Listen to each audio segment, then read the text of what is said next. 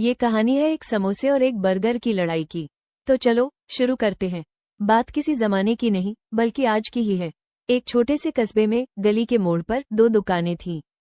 एक थी चटपटा समोसा कॉर्नर और ठीक उसके बगल में था जनकी बर्गर जंक्शन। समोसे वाले चाचा राम प्रसाद सुबह सुबह ताज़ा समोसे बनाते थे।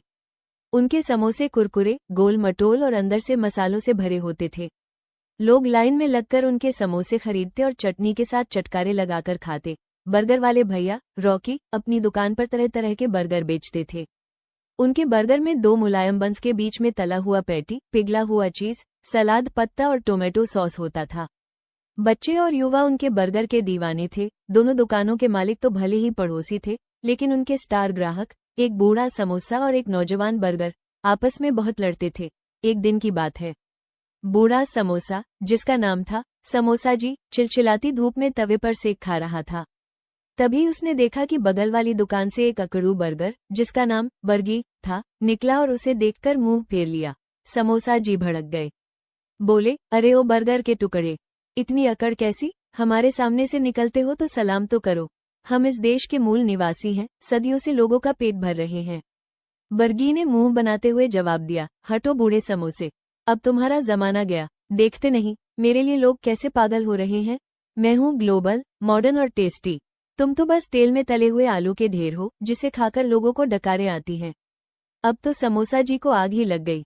क्या बकते हो मूर्ख, हमारे अंदर देखो, मसालों का राजा बसता है। आलू, मटर, मसाले, हरी मिर्च, एकदम संपूर्ण आहार। और हमारे साथ की चटनी, हरी चटनी, मीठी चटनी, लहसुन की चटनी। तुम तो बस ब्रेड के बीच में दबाए कटलेट हो, जिसे बर्गी जोर से हंसा, हा हा हा। चटनी, तुम्हारी चटनी से मेरा चीज पिघलता है क्या? मैं पिघलता हूँ तो लोगों का दिल पिघल जाता है। मैं हूँ इंस्टाग्राम फेमस, मेरे साथ फ्रेंच फ्राइज और कोल्ड ड्रिंक का कॉम्बो आता है।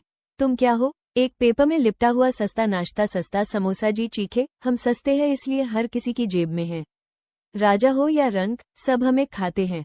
बारिश हो या सर्दी, बिना समोसे के चाय अधूरी है। और तुम तो महंगे हो, कभी कभार ही कोई खा पाता है। दोनों में बहस बढ़ती जा रही थी। समोसा जी अपनी परंपरा और स्वाद पर इतरा रहे थे, तो बर्गी अपनी नई नवेली लोकप्रियता और दिखावटी अंदाज पर फूला नहीं समा रहा था। तभी वहां से एक बच्चा गुजरा। उसका नाम था टीटू। टीटू बहुत समझदार था। उसने दोनों की बहस सुन ली। टीटू ने पहले समोसा जी से कहा, समोसा जी, आप सच में बहुत लजीज होते हैं। आपके अंदर का मसाला और कुरकुरापन बेमिसाल है। आप हमारी संस्कृति का हिस्सा हैं। फिर वो बर्गी की तरफ मुड़ा, और बर्गी भैया, तुम भी कम नहीं हो। तुम्हारा पिघला हुआ चीज और सॉस किसी और में नहीं। तुम एक